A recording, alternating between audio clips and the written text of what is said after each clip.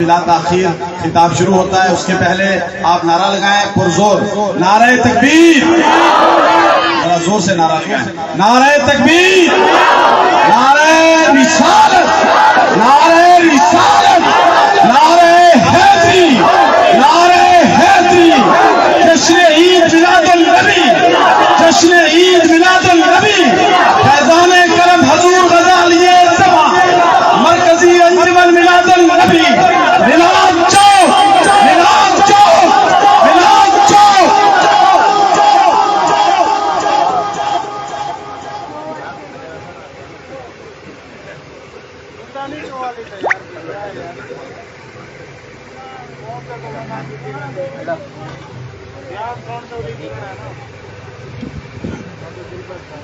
الحمد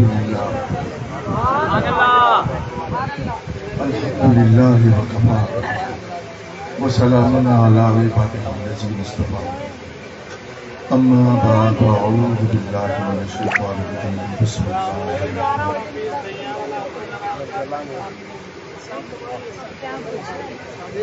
قال الله تبارك وتعالى في الكلام المجيد والفرقان الحميد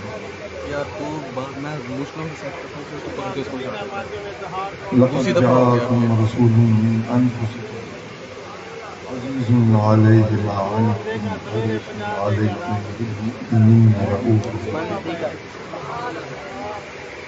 صدق الله مولانا العلي العظيم وصدق رسوله النبي الأمين ونحن على ذلك من الشاهدين والشاكرين والحمد لله رب العالمين۔ انتہائی عزتوں کے علماء کرام، آج کے مہمان خصوصی حضرت قبلہ علامہ جاوید صاحب دامت العلوم اور حضرت کے جھرمٹ میں بیٹھے ہوئے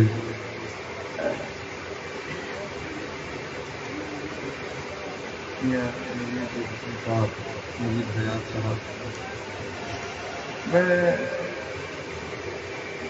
ایک طویل عرصے سے آپ جانتے ہیں کہ علماء کی صحبت سے محروم ہوں، اور اس کی وجہ یہ ہے کہ مجھے مظہر غزالی زمانے اور میرے مرشد حضور غزالی زماں کے مسند علم کے وارث حضور صاحبزادہ سید ارشد سید کاظمی دامت العلوم نے جو ڈیوٹی سونپی ہے وہ بڑی سخت ہے۔ آپ جانتے ہیں کہ ملتان میں انوار العلوم اسلامیہ یونیورسٹی قائم کی جا رہی ہے، اور میری جو پچھلے سال کی غیر حاضری تھی وہ بھی اسی سلسلے کی ایک کڑی تھی۔ اچانک مجھے ایک ڈیلیگیشن آ رہا تھا اور مجھے اس سے ملاقات کرنی تھی اور اس سے جان چھوٹتی نہیں تھی، ڈاکیومنٹس تیار کرنے تھے وغیرہ وغیرہ معاملات تھے۔ تو میں نے بھائی ریاض کو بتایا کہ جی میں نہیں آ سکوں گا، اور یہ تقریب میرے لیے اس لیے بھی نہایت ہمیشہ سے اہمیت کی حامل رہی ہے کہ اس میں میرے مرشد کریم حضور کی شب ولادت عطا فرمایا کرتے۔ حضرات محترم، میں تو کئی سالوں سے علماء کی صحبتوں سے اور ان کی بیٹھکوں سے دور رہا۔ ظاہر ہے کہ میرا تعلق مزدوروں سے رہا، ٹھیکیداروں سے رہا۔ آج بھی صبح سے یہ سلسلے تھے، اسی لیے آنے میں تاخیر ہوئی، لیکن انشاءاللہ ابھی چند مہینوں میں اس عظیم الشان یونیورسٹی کا افتتاح ہے۔ دعا کریں اللہ تبارک و تعالیٰ نے جو ڈیوٹی ہم سب کو اپنی جگہ دی ہے، کیونکہ انسان کی حیثیت کا اندازہ اس کو خود ہو جاتا ہے کہ جب اس کو یہ پتہ چلے کہ مجھے رب کائنات نے دین کی کون سی نوکری عطا کی۔ تو بھائیوں، میں خطابات نہیں کر سکا، اپنے پیر بھائی اہل محبتوں سے ملاقاتوں سے دور رہا، لیکن جو کام میں نے کیا تو میں نے ان سے عرض کیا، میں نے کہا حضرت میرے تو سارے معاملات گھرے کے دھرے رہ گئے، تو میرے تو اعمال میں کچھ ہے ہی نہیں، میں تو سارا دن ان سے اور معلوم کی ساری انتظامیہ، اس کے انتظامی معاملات ہوں گے دیگر اداروں کے فقیر کے پاس ہیں، تو مجھے تو واللہ ہی کہہ رہا ہوں کہ رات کو نیند بھی سکون سے نہیں ہوتی۔ وہ احباب جو میرے ساتھ رہتے ہیں، آج بھی میرے وہ اکاؤنٹنٹس ہیں، وہ ساتھی ہیں، وہ مجھے کہتے ہیں کہ آپ اپنی ٹیم کے افراد بڑھائیں گے، ورنہ دنیا آپ کو کوئی دماغ کا خلل ہی واقع نہ ہوگا۔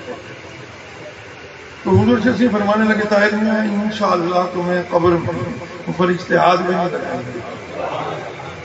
تو میں نے بھی ایک ادارہ اللہ کے دل سے بنایا، تو زمین کے گھر کی اللہ نے توفیق دی، عظیم شان ادارہ بنوایا، اور حضرت نے دیکھا ہے ہمارے بہت بڑا پروجیکٹ چلے، اور حضرت جب آپ تشریف لائے تھے تو وہ تو بات پرانی ہو گئی، اب آپ آ کے دیکھیں انشاءاللہ اس کا بھی چند مہینوں میں افتتاح ہے، اور بچیوں کا ایک عظیم شان، وہ بھی ایک یونیورسٹی کا حصہ ہے۔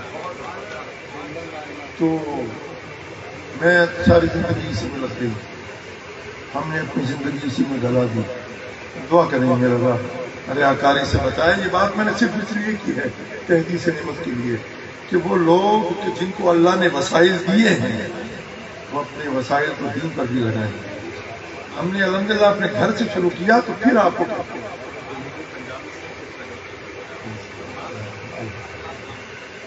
حضرت محترم، تو میں نے کیا تقریر کرنی آپ کو پتا ہے، اور آپ مجھے کیا سننے آئے۔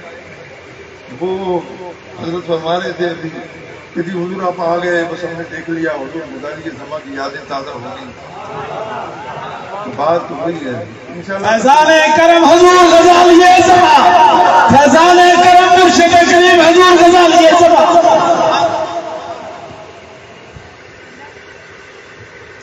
بہرحال حضور کی محفل اب میں کوئی تقریریں تیار کر کے تو آیا وقت نہیں ہے، انشاءاللہ اگلے سال حاضر ہوگی اگر زندگی ہوگی۔ حضرات محترم، ہم بڑے خوش نصیب ہیں، اللہ نے ہمیں ان محافل کے لیے چنا، ہم بڑے خوش نصیب ہیں۔ سبحان اللہ، آج کے دن تو کیا نہیں پڑے گا اور حضور کی ولادت کی وہ گھڑیاں بھی کتنی قریب ہیں، کیا عظیم شان لگا۔ سبحان اللہ، حضور جو وجہ تخلیق کائنات ہے، جن کے لیے تمہیں اور مجھے بنایا، بولا یہ پھول تو بلبل کا ترنم، چمنے گہر میں کلیوں کا تبسم، یہ نہ ساقی ہو تو پھر میں بھی نہ ہو، خم بھی نہ ہو، بزم توحید بھی دنیا میں نہ ہو، تم بھی نہ ہو، ایم افلاک کا استاد ہے نبض ہستی کا اشامات ہے نصیب ہے۔ حضرات محترم، میں اور آپ اللہ نے اپنے حبیب کے لیے پیدا کیے، غلامی کے لیے، تو میرے اللہ کا کتنا کرم و فضل ہے۔ میں آپ کی خدمت میں عرض کروں گا کہ حضرات محترم کتنی خوش نصیب ہیں وہ زبانیں کہ جن کو اللہ کے محبوب نے، کہ جنہوں نے اپنی خوش زبانی کے لیے اللہ کے محبوب کو چنا ہے۔ کتنے مبارک ہیں وہ دل، کتنے اچھے ہیں وہ دل کہ جنہوں نے اپنی آشفتگی کے لیے، اپنی محبتوں اور چاہتوں کے لیے اللہ کے محبوب کا انتخاب کیا۔ تو صاحبو، میں سمجھتا ہوں کہ غالب کا یہ شعر کہ غالب ثنا خواجہ بیزداں گذاشتہ، کہاں ذات پاک کے مرتبہ دانے محمد است۔ غالب کی بخشش کے لیے تو شاید یہ شعر کافی ہے۔ اور کتنے خوش نصیب ہیں وہ لوگ کہ جو اس وقت معاذ شریف کے سامنے کھڑے ہوں گے اور حضور پر ہدیہ درود و سلام پڑھ رہے ہوں گے۔ مجھے کچھ لوگوں کے آج فون آئے، انہوں نے کہا حضور کہ در اقدس پر حاضر ہیں، روضہ اطہر ہماری نگاہوں کے سامنے، اور ان سے بھی زیادہ خوش نصیب وہ ہیں کہ جو مدینہ کے باسی ہیں۔ لیکن جب بات چلی روضہ رسول کی تو ایک بات ذہن میں آتی ہے. حضور علیہ الصلوۃ والسلام نے ارشاد فرمایا من زارنی بعد وفاتی فکأنما زارنی فی حیاتی. حضور نے فرمایا کہ جس نے میری وفات کے بعد میری زیارت کی. حضور نے یہ خواب کی بات نہیں فرمائی, وہ حدیث اور ہے. من رانی فی المنام فسیرانی فی الیقظہ لا یتمثل الشیطان بی. وہ حدیث اور ہے, وہ خواب کی بات حضور نے فرمائی. یا حضور نے اپنے روضہ اطہر کی بات فرمائی. حضور نے فرمایا کہ جس نے میرے روضے کی زیارت کی میرے وصال کے بعد فکأنما, بے شک اس نے میری زیارت کی. اب اس حدیث مبارکہ کی شرح میں بہت سے لوگوں نے اللہ اکبر کلام کیا. حضرات محترم, صوفیہ فرماتے ہیں کہ تم یہ نہ کہا کرو کہ تم حضور علیہ الصلوۃ والسلام کے روضے پر گئے ہو, یہ نہ کہا کرو, بلکہ تم یہ کہا کرو کہ میں حضور کے پاس گیا. حضور کے روضے کی بات نہ کرو. امام قدیسی نے فرمایا کہ یہ محبوب علیہ الصلوۃ والسلام کو تو روا ہے کہ وہ اپنی قبر انور یا روضہ اطہر کی بات کریں, لیکن تم یہ نہ کہا کرو بلکہ تم یہ کہا کرو کہ میں تو اپنے شاہ الاولاد کے پاس آیا. یہ بات بالکل اسی طرح حضرات محترم جیسے مروان نے دیکھا کہ ایک شخص حضور علیہ الصلوۃ والسلام کی قبر انور پر اس نے سر ٹکایا ہوا ہے اور حضور کی قبر انور سے چپٹا ہوا بوسے لے رہا ہے. تو مروان نے وہیں سے آواز لگائی, ابے جانتا ہے تو کیا کر رہا ہے؟ اس نے کہا ہاں میں جانتا ہوں. سر اقدس اٹھایا تو مروان نے دیکھا کہ وہ حضرت ابو ایوب انصاری. آپ نے فرمایا کہ میں جانتا ہوں کہ میں کیا کر رہا ہوں. میں کسی پتھر کسی حجر کے پاس نہیں آیا, میں تو اللہ کے رسول کے پاس آیا. آپ نے یہ نہیں فرمایا کہ میں قبر انور پہ آیا ہوں. یہ عقیدہ ہمیں صحابہ نے دیا. ایک واقعہ ذہن میں آ رہا ہے. ایک صوفی بزرگ ہیں شاہ عبد الحق مہاجر الہ آبادی. یہ مولانا اشرف علی تھانوی کے پیر بھائی اور حضرت امداد اللہ مہاجر مکی رحمۃ اللہ تعالی علیہ کے خلیفہ مجاز. تو کچھ لوگ تو پٹڑی سے اتر گئے, یہ نہیں اترے, یہ لکھتے ہیں. اور اس کو مولانا اشرف علی تھانوی نے اپنی کتاب الافاضات الجومیہ میں جو 10 جلدوں پر ہے, غالباً 3ری جلد اور صفحہ نمبر 100 ہے, میں نے نشان لگا کے رکھا ہوا ہے. حضرات محترم اس میں لکھتے ہیں, آپ فرماتے ہیں کہ جی میں رمضان المبارک کے مہینے میں حضور علیہ الصلوۃ والسلام کے روضے پر حاضر ہوا. تو میں نے دیکھا کہ ایک بدو, ایک اعرابی ہے, وہ سارا دن بیٹھا رہتا ہے اور حضور کے روضے کو تکتا رہتا ہے. تو مجھے اس سے انسیت ہو گئی. وہ صرف فرض نماز پڑھتا اور اس کے بعد نوافل بھی ادا نہیں کرتا, وہ حضور کے روضے کو تکتا رہتا. تو مجھے اس سے انسیت ہوئی, میں اس کے بعد جا کر بیٹھ گیا, دوستی ہو گئی, کچھ گفتگو بھی ہو جاتی. شروع میں اعتراض کرتا. ایک دن اس نے مجھے, ہم نے جب روزہ اکٹھا افطار کیا تو اس نے مجھے کہا کہ آج میں نے آپ کی دعوت کرنی ہے, آپ میرے ساتھ میرے گھر چلیں. تو شاہ عبد الحق الہ آبادی فرماتے ہیں کہ جی میں نے سوچا کہ یہ بابا ہے, بوڑھا ہے بالکل, یہ نہ جانے مضافات میں اس کا گھر ہوگا, کتنی تاخیر ہوگی, اور اس نے کیا پکایا ہوگا, یہ مجھے کیا کھلائے گا اور کیا کرے گا میرے ساتھ, تو میری تراویح رہ جائے گی. میں نے کچھ انکار کی ضرورت کی, لیکن پھر یہ سوچ کر خاموش رہا کہ یہ مدینے کا باسی ہے, کہیں میرے آقا ناراض نہ ہو جائے. کہنے لگی جی میں نے حامی بھر لی, میں اس کے ساتھ چل پڑا.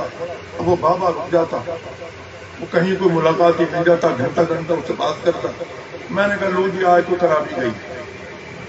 وہ بابا لاٹیاں ٹھیکتا ٹھیکتا وہ جنگلوں سے ہوتا ہوا, نہ جانے وہ 8 میل کی مسافت پہ اس کا گھر تھا, وہاں وہ پہنچا. اب وہ وہاں سے اس نے دیکھتے ہی آواز لگائی, یا ولدی یا ولدی. اے میرے بیٹے، اے میرے بیٹے، اندر سے آواز، یا ابھی میرے باپ، فرمایا تو جاؤ کھچڑی تیار کرو، مہمان آئے۔ تو حضرت فرماتے ہیں کہ میری ٹانگ پر پھوڑا نکلا ہوا تھا، میں نے کہا لو جی یہ تو کھچڑی کھلائے گا، اچھی نہیں ہوتی۔ تو میں نے کہا لیکن اب کیا کروں، وہ کھچڑی پکی جناب، پھر وہ ٹھنڈی ہوئی، وہ کب ہم نے کھائی، میں نے کہا لو جی اب تو لگتا ہے سیر بھی کری۔ کہنے لگے جی کہ میں وہاں سے اس کے بعد اسے اجازت لینے لگا، اس نے کہا نہیں کہ میں آپ کو چھوڑنے جاؤں گا۔ میں نے کہا بابے معاف کر، میری جان چھوڑنا جاؤں، میں تمہیں چھوڑنے جاتا ہوں۔ جب وہ بابا چل پڑا جنگل میں، نہ جانے وہ کہاں سے لوگ نکل آتے، بابا گھنٹہ ان سے ملاقات کرتا، آدھا راستہ تو ساتھ آیا۔ اس کے بعد میں نے بڑی مشکل سے اس سے جان چھوڑائی، میں بھاگا، مسجد نبوی میں آیا تو دیکھا سناٹا۔ میں نے کہا مجھے کام ہو گیا۔ تو وہاں ایک شخص بیٹھا ہوا کھانا کھا رہا تھا، میں نے اس سے پوچھا کہ جی وہ تراویح ہو گئی؟ تو اس شخص نے کہا انت مجنون، تو پاگل ہے، ابھی تو روزہ افطار ہوا ہے،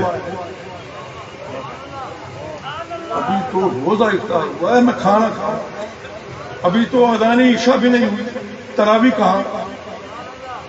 میں حیران ہو گیا، پھر میرے ذہن میں آیا یہ تو کوئی ابو الفضل صوفی تھا۔ حضرات محترم، بات یہ ہے کہ جو روضہ رسول کو تکتا رہے نا، وہ ابو الوقت صوفی بن جائے، تو جو چہرہ بددعا کو تکتا رہے اس صحابی کی شان کیا ہوگی؟ نعرہ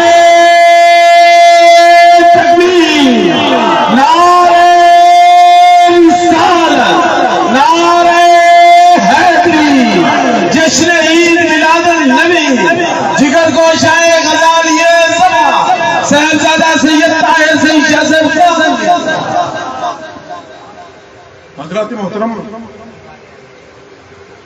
یہ میلاد النبی کا مبارک مہینہ ہے، ہم اسے مذہبی جوش و خروش سے مناتے ہیں اور مناتے رہیں گے، اس لیے کہ یہ عقیدہ ہمیں صحابہ سے ملا۔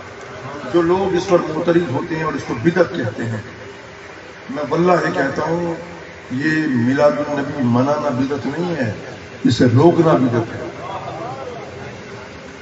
اس لیے کہ اگر آپ حضور صلی اللہ علیہ وسلم کی حیات طیبہ پہ نظر ڈالیں نا، اگر آپ حضور کی احادیث مبارکہ کو پڑھیں، ذرا غور سے پڑھیں، غور سے پڑھیں، غور سے پڑھیں، تو آپ کو پتا چلے گا کہ حضور صلی اللہ علیہ وسلم کے دن کا کوئی لمحہ ایسا نہیں کہ جس کو صحابہ بھول گئے ہوں۔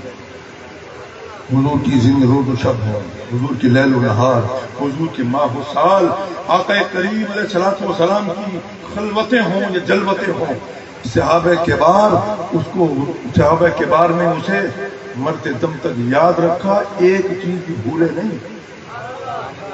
اگر کسی صحابی سے کوئی صحابہ میں غلطی ہو جاتی، دوسرا صحابی یاد کرا دیتا، ارے تم یہ بات کرتے ہو، میرے نبی نے تو یہ فرمایا تھا، تم یہ کر رہے ہو، حضور نے تو یہ کیا تھا، تم یہ کہتے ہو، حضور نے تو یہ کہا تھا۔ صحابہ کے بعد اس پر جھگڑتے نہیں تھے، کوئی دنگا فساد نہیں ہوتا تھا، کوئی چور چرا نہیں ہوتا تھا، اپنی غلطی کو اس وقت تشریح کرتے اور اپنی اصلاح فرماتے۔ حضرات محترم، تو حضور صلی اللہ علیہ وسلم کی صحابہ کے بعد نے جو اتنی یادیں اکٹھی کی تھی نا، ان یادوں کے اس وافر خزانے میں تمہیں میلاد تلاش کرنا ایک بڑی مشکل بات ہے۔ صحابہ کبار کا زندگی کا ہر لمحہ حضور کی محبت میں تھا، ارے صحابہ کبار کو حضور کی محبت سے باہر آتے ہی نہیں تھے۔ کیا صحابہ کبار کو کسی میلاد کی ضرورت تھی؟ بھائی یہ تو ہمیں آج ضرورت ہے نا، کہ جب ہم اللہ سے بھی غفلت کریں، اللہ کے نبی علیہ الصلوۃ والسلام کے اعمال و افعال سے، حضور کی مبارک احادیث سے پہلو تہی کریں، انہیں بھول جائیں، تو ہمیں تو آج یاد کرانا پڑتا ہے، اشتہار چھپانے پڑتے ہیں، ہمیں تو آج یہ میز اور کرسیاں لگوانی پڑتی ہیں، اسٹیج بنانے پڑتے ہیں، یہ قمقمے لگانے پڑتے ہیں، یہ شامیانے سجانے پڑتے ہیں، لوگوں کو بلانا پڑتا ہے، دعوت دینی پڑتی ہے کہ آؤ اللہ کے نبی کی محفل سجی ہے، اس میں آؤ۔ صحابہ کو اس کی ضرورت نہیں تھی۔ آج جو لوگ کہتے ہیں نا کہ جناب دیکھو جی یہ سنی تو جناب اتنا لنگر پکواتے ہیں اور جناب یہ کرتے ہیں وہ کرتے ہیں، کس صحابی نے کیا تھا؟ میں پوچھتا ہوں ذرا مجھے یہ تو بتاؤ، کس صحابی کے دسترخوان پر 2 ڈشیں ہوتی تھی؟ وہاں تو کھانا ہی نہیں ہوتا، وہاں تو روٹی بڑی مشکل سے ملتی۔ حضرات محترم یہ عالم تھا صحابہ کے بعد، تو صحابہ کے بعد رہے آقا کریم علیہ الصلوۃ والسلام اپنے شکم انور پر پتھر باندھ کر حضور گزارا کرتے ہیں، کئی کئی دن کا فاقہ چلتا ہے، لیکن حضور علیہ الصلوۃ والسلام کلمہ شکر بجا لاتے ہیں، کئی کئی دن میرے نبی کے گھر میں چولہا نہیں جلتا۔ آج لوگ یہ کہہ کر گویا مذاق اڑاتے ہیں کہ جی صحابہ کو دکھاؤ کس نے دیگیں پکوائی تھی، کیا اس زمانے میں دیگیں پکتی تھی؟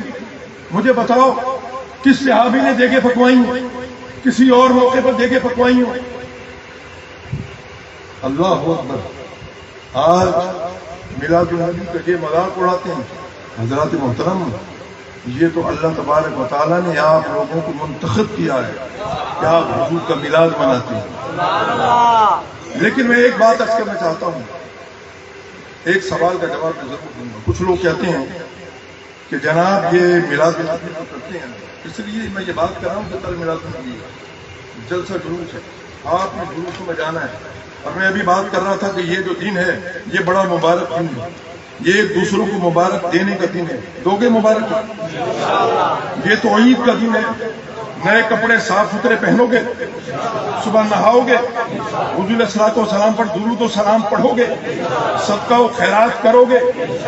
حضرات محترم، یہ تو روحی مجلسیں سجانے کا دن ہے، یہ تو غریبوں سے محبت سے پیش آنے کا دن ہے، مسکینوں کو کھانا کھلانے کا دن ہے، یہ تو یتیموں کے سروں پر شفقت کا ہاتھ رکھنے کا دن ہے، یہ تو اتمام حجت کا دن ہے، اللہ تبارک و تعالیٰ کا شکر بجا لانے کا دن ہے، درود و سلام پڑھنے کا دن ہے، تلاوت کلام پاک سے اپنی زبانوں کو تر رکھنے کا دن ہے، یہ تو حدیثیں سننے اور سنانے کا دن ہے، یہ تو محبتوں کی تقسیم کا دن ہے۔ اس کے طریقہ کار پر آپ کو اعتراض ہو سکتا ہے، مثلا اگر کوئی ان محافل میں اگر کوئی انڈین گانوں کی طرف پر کوئی نعتیں لگائے فوراً بند کرو، اگر کوئی شخص سر پہ ٹوپی نہ پہنے اس کو ٹوپی پہناؤ، بلکہ ہو سکے تو امامہ بندواؤ، میرے نبی نے امامہ باندھا۔ حضرات محترم، اس کا تقدس بجا لاؤ۔ کیا بھول گئے صحابہ کے بعد میرے نبی علیہ الصلوۃ والسلام کی مجلس میں حاضر ہوتے تو حضور کی مجلس میں صحابہ اس کا آداب کو، ان کے آداب کو کس طرح ملحوظ رکھتے؟ صحابہ کہتے ہیں جب ہم حضور کی مجلسوں میں بیٹھتے تو اس طرح بیٹھتے تھے گویا ہمارے سروں پر پرندے بیٹھے ہیں، اگر ذرا بھی جنبش ہوئی یا ہم نے زور سے سانس لی تو یہ پرندے اڑ جائیں گے۔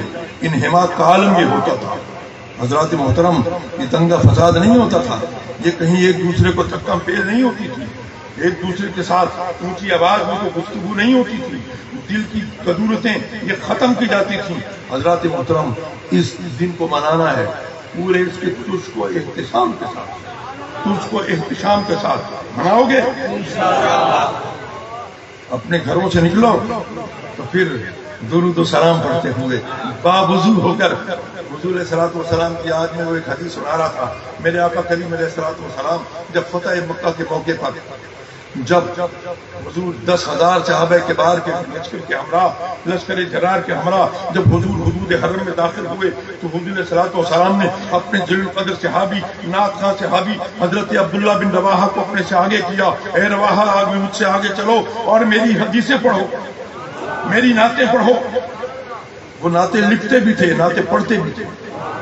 اب وہ حدود حرم میں داخل ہوئے، حضرت عمر بن خطاب پہلے سے موجود ہیں، حضرت عمر فاروق نے دیکھا حضرت عبداللہ بن رواحہ حضور سے آگے چل رہے ہیں، اونچی اونچی آواز میں حضور کی نعتیں پڑھ رہے ہیں، وہیں سے روکا، یبن رواحہ بین یدہ رسول اللہ صلی اللہ تعالی علیہ وسلم وفی حرم اللہ تعالی وتقول شیخ، اے رواحہ تو حضور سے آگے چل رہا ہے، اونچی اونچی آواز میں شعر پڑھ رہا ہے اور یہ تو حدود حرم ہے۔ حضور نے سنا تو حضور نے ڈانٹا، حضور نے منع کیا، عمر میرے رواحہ کو میری نعتوں کے یہ اشعار پڑھنے دے، تجھے کیا خبر ہے کہ میری نعتوں کا یہ اشعار میرے دشمنوں کے سینوں پر تیر کی طرح محترم، جب کل صبح کا سورج طلوع ہونا، اللہ اکبر، جب اپنے گھروں سے نکلو نماز فجر پڑھو، اس کے بعد غسل کرو، خوشبو لگاؤ، نیک بن کر اللہ اکبر امامے باندھ کر جب تم حضور علیہ الصلوۃ والسلام کے میلاد کی محفل میں جاؤ گے، جب ان جلوسوں میں جاؤ گے، شرکت کرو گے اور پھر بلند آواز میں حضور علیہ الصلوۃ والسلام پر درود و سلام پڑھو گے، خدا کی قسم یہ درود و سلام حضور کے دشمنوں کے سینوں پر تیر کی طرح لگے گا۔ نعرہ تکبیر، نعرہ رسالت، نعرہ حیدری، جشن عید میلاد النبی، عظمت مصطفیٰ، مقام مصطفیٰ، شان مصطفیٰ، میلاد مصطفیٰ۔ یہ کہتے ہیں کہ جی دکھاؤ جی قرآن، ہم تو قرآن مانتے ہیں، قرآن کی دعوت ہم باتیں نہیں کرتے تھے، اللہ نے اگر قرآن میں لکھا ہوا ہے تو ہم کریں گے نہیں، حضور نے فرمایا تو ہم کریں گے، صحابہ نے اگر کہا ہو تو پھر ہم کریں گے۔ میرے بھائیو ذرا مجھے بتاؤ کہ حضور علیہ الصلوۃ والسلام کی کو ضرورت تھی کہ وہ اپنے صحابہ اپنے غلاموں کو کہتے کہ میرا میلاد کرو؟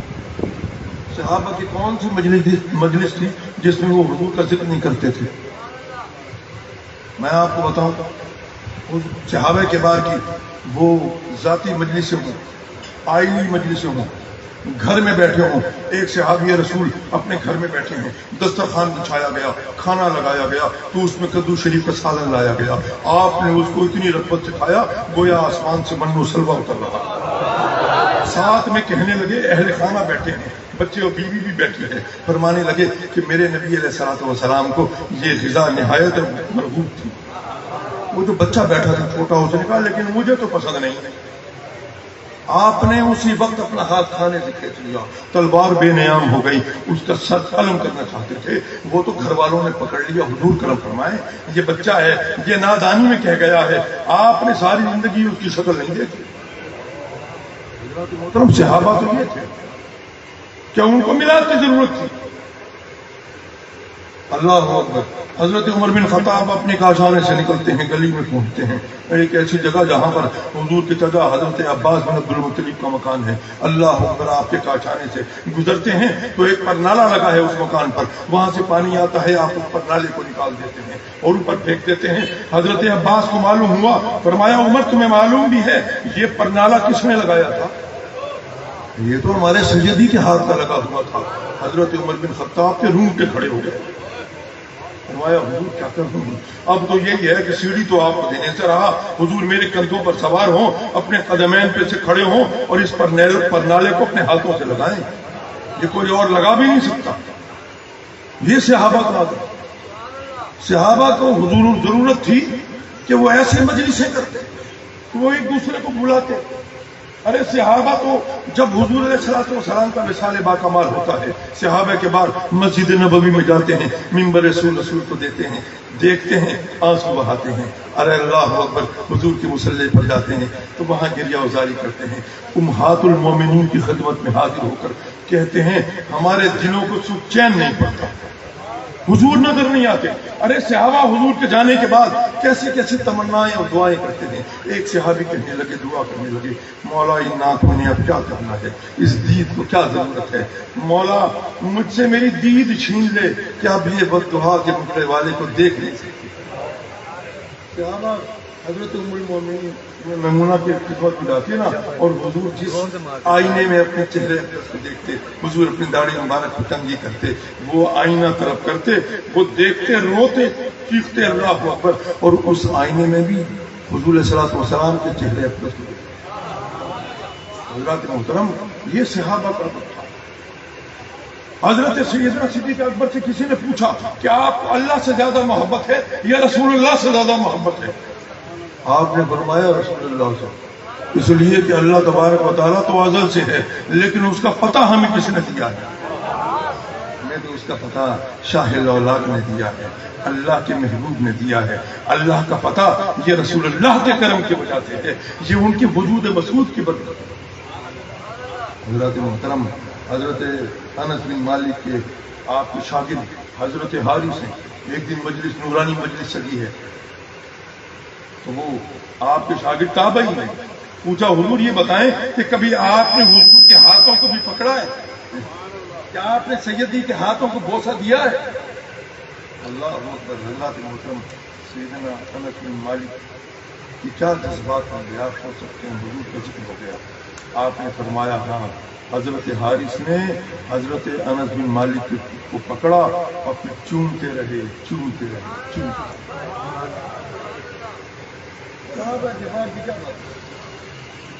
کتنے بے شمار لوگ. اللہ اکبر. صحابہ کی کوئی مجلس ایسی نہیں ہوتی تھی کہ جو برخاست ہو جائے اور اس میں حضور کا ذکر نہ ہو. بھائی یہ تو ہم ہیں نا, اللہ سے تو پہلو تہی کیے بیٹھے ہیں, اللہ کو بھولے بیٹھے ہیں اور رسول اللہ کا ذکر نہیں کرتے. تو یہ تو اللہ کا کرم ہے کہ ہم ان مجلسوں کو آباد کرتے ہیں. اللہ سے محترم بس ایک آخری بات کروں کہ یہ لوگ کہتے ہیں کہ جناب ہمیں دکھاؤ قرآن میں کہاں لکھا. آپ کہیں گے بھائی قرآن میں یہ دکھاؤ کہ اللہ نے کہاں منع کیا ہے. تو نہیں جی ہمیں تو دکھاؤ قرآن میں کہاں لکھا. بھائی اللہ نے کہاں منع کیا ہے؟ اللہ تبارک و تعالیٰ نے تمام جائز چیزوں کو تو قرآن میں بیان نہیں کیا, ورنہ قرآن کے 30 پارے نہ ہوتے, نہ جانے کتنے ہزاروں پارے ہوتے. اللہ تبارک و تعالیٰ نے ہر چیز جائز چیز قرآن میں بیان نہیں کی. حضور صلی اللہ علیہ وسلم نے بھی ہر جائز چیز کو اپنی مبارک احادیث میں بیان نہیں فرمایا. تو بھائی کہیں گے بھائی حضور صلی اللہ علیہ وسلم ہر جائز کام ہم سے کروانے نہیں آئے, بلکہ نبی کی آمد کا مقصد یہ ہوتا ہے کہ وہ اپنے امتی کو ہر ناجائز چیز سے روکنے کے لیے آتا ہے. اگر یہ بدعت ہوتی, اگر یہ ناجائز ہوتا, اگر یہ حرام ہوتا تو میرے نبی علیہ الصلوۃ والسلام اپنے صحابہ کو ضرور فرماتے, اے میرے صحابیو تم نے کبھی میرا میلاد نہیں کرنا. حضور کا میلاد نہیں. حضور کا میلاد کیا؟ حضور کا ذکر خیر. اللہ نے اپنے محبوب کے ذکر خیر سے منع کیا ہے یا اس کا ذکر کرنے کا حکم دیا ہے؟ حضرات محترم اب یہ آپ کو ایک حدیث سنائیں گے کہ حضور صلی اللہ علیہ وسلم نے فرمایا کل محدثۃ بدعۃ وکل بدعۃ ضلالہ وکل ضلالہ فی النار. بھائی حضور نے فرما دیا کہ جناب بات یہ ہے کہ اے میرے صحابیوں دین میں ہر نیا کام بدعت ہے, ہر بدعت گمراہی ہے اور ہر گمراہی تمہیں دوزخ میں لے جائے گی. تو حضور نے تو فرما دیا یہ تو تم نے نیا کام کیا ہے, اس لیے کہ یہ مجلس اس انداز پہ تو صحابہ نے منعقد نہیں کی. اب اس کا کیا جواب دو گے؟ اب ان کو ایک ہی جواب دینا, آپ نے ان سے پوچھنا ہے بھائی یہ بتاؤ حضور نے جو یہ فرمایا نا, یہ حدیث حضور کی حدیث کے 3 جملے ہیں نا, یہ 3 جملے یہ سنن نسائی میں اکٹھے ملتے ہیں, باقی حدیثوں میں علیحدہ علیحدہ نظر آتے ہیں. حضور نے یہ جو فرمایا تھا, حضور نے یہ فرمایا کس کو؟ میں اور آپ حضور کے زمانے میں تھے نہیں. حضور نے یہ کس کو کہا؟ حضور نے فرمایا اپنے صحابہ کے بارے کو, حضور نے فرمایا صدیق اکبر کو, حضور نے فرمایا عمر فاروق کو, حضور نے فرمایا عثمان غنی کو, مولا علی مشکل کشا کو, اے میرے صدیق اکبر تم نے دین میں کوئی نیا کام نہیں کرنا. صحابہ نے سنا, سب صحابہ کو ایاکم والمحدثات الامور, حضور بار بار فرماتے رہے. بخاری شریف کی حدیث ہے اے میرے صحابہ تم نے دین میں نیا کام نہیں کرنا. صحابہ بھول گئے تھے, صحابہ کو حضور کی حدیث یاد نہیں تھی, تو پھر بتاؤ صحابہ نے نئے کام کیے یہ نہیں کیے. حضرت عبداللہ بن جہاز کو حضور نے بھیجا مکہ اور طائف کے درمیان کہ جاؤ قریش مکہ کی ذرا تم ان پہ نگرانی کرو کہ ان کے قافلے آگے کہیں ان کی حرکتیں کیا ہیں. آپ گئے, دیکھا کہ اچانک وہ سوداگروں کا ایک قافلہ آیا, کافر تھے, آپ نے ان کو پکڑا, ان لوگوں کو قتل کیا, ان کے مال کو مال غنیمت بنایا اور ایک حصہ حضور کی بارگاہ میں پیش کر دیا. اس وقت تک قرآن مجید فرقان حمید میں رب کائنات نے خمس کے احکام نازل نہیں فرمائے تھے, زکوٰۃ کا حکم نہیں آیا تھا. اللہ اکبر. حضرات محترم اب یہ جو آپ نے بھیج دیا اس کے بعد کیا ہوا؟ حضور صلی اللہ علیہ وسلم کو پتہ چلا, حضور نے بلایا, حضور نے ڈانٹا, میں نے تمہیں قتل کرنے کا تو کہا ہی نہیں تھا. بات گئی آئی گئی, لیکن رب کائنات کو حضرت عبداللہ بن جہاز کا یہ عمل اتنا پسند آیا, قرآن مجید میں خمس کی آیات نازل فرما دی. صحابی کا یہ عمل تھا, میں اس پہ وحید ہونی چاہیے تھی. حضور علیہ الصلوۃ والسلام نے حضرت بلال حبشی کو بلایا ہے, بلال ادھر آؤ, میں نے جنت میں تمہارے قدموں کی اپنے سے آگے چلنے کی آواز سنی, بتاؤ تم کرتے کیا ہو؟ عرض کیا حضور اور تو کچھ نہیں, بس جب بھی وضو کرتا ہوں نفل پڑھتا ہوں. حضور جانتے تھے یہ عمل میں نے اس کو بتایا نہیں اور یہ میرا کوئی اور صحابی کرتا نہیں, یہ تو میں خود بھی نہیں کرتا. حضور نے نہیں فرمایا, حضرت بلال نے یہ کام اپنی طرف سے کیا, خود کیا. لیکن حضور علیہ الصلوۃ والسلام کیا فرمایا؟ حضور جانتے تھے کہ یہ رب کائنات کی بارگاہ میں میرے بلال کا یہ عمل یہ اتنا پسندیدہ ہے کہ رب کائنات نے اس کو جنت میں اس عمل کی بنیاد پر مجھ سے آگے چلنے کی بطور غلام سعادت عطا کر دی. حضرت عمر بن خطاب کی جمعے کا دن ہے, آپ جناب خطاب فرما رہے ہیں, عثمان غنی آ کے بیٹھ گئے, ہاں بھائی عثمان اتنی دیر سے کیوں آئے؟ حضور میں تو گھر گیا، میں نے تو کچھ بھی نہیں کیا، صرف وضو کیا چلایا. آپ نے فرمایا صرف غسل کیا، تم نے صرف وضو کیا؟ حضور نے تو جمعے کے غسل کا حکم دیا، تم نے ایسا بل بعد میں آئے گی. آپ نے ڈانٹ آپ کے ذہن میں رہ گئی. حضرت عمر بن خطاب کا مثال ہوا، حضرت سیدنا عثمان غنی کے ذہن میں یہ بات رہ گئی. آپ کا دور خلافت آیا، آپ نے فرمایا لوگوں کی سہولت کے لیے جمعے کی اذان سے پہلے ایک اذان اور دو، پوری اذان شروع کرا دو. اپنے ایمان سے کہو یہ بدعت ہے یا نہیں؟ بھائی نیا کام ہے دین میں. بھائی انہوں نے شروع کیا، حضور نے تو منع کیا تھا کہ صحابہ بھول گئے تھے. لگاؤ فتویٰ عثمان غنی پر. سیدنا عمر بن خطاب نے کیا تراویح کی نماز شروع نہیں کی. آج شیعہ کیوں نہیں پڑھتے؟ جی سونے نبی نے پڑھی ہو تو ایسا پڑھ دو، سونے صدیق نے پڑھی ہوئے تو ایسا پڑھ دو. ایسا تو نہیں سے پڑھ دے. یہ تو جناب عمر بن خطاب نے شروع کی تھی، وہ نہیں پڑھتے. حضرت عمر بن خطاب نے شروع کی، حضور کے زمانے میں ہوئی کبھی؟ آپ پڑھتے ہیں نہیں پڑھتے؟ پڑھتے ہیں. یہ ہر مسلک میں پڑھی جاتی ہے. بھائی کوئی 8 بار 20 پڑھے پڑھتے تو ہو نا. مجھے بتاؤ کس نے شروع کی تھی؟ لگاؤ فتویٰ حضرت عمر بن خطاب کا. یہ سارے فتوے حضور کے میلاد پہ کیوں رکھتے ہیں؟ کوئی صحابی نہیں بچے گا. میں خدا کی قسم اتنے اور واقعہ سناؤں آپ کو. حضرت محترم حضرت سیدنا صدیق اکبر کے پاس نہیں گئے حضرت عمر بن خطاب.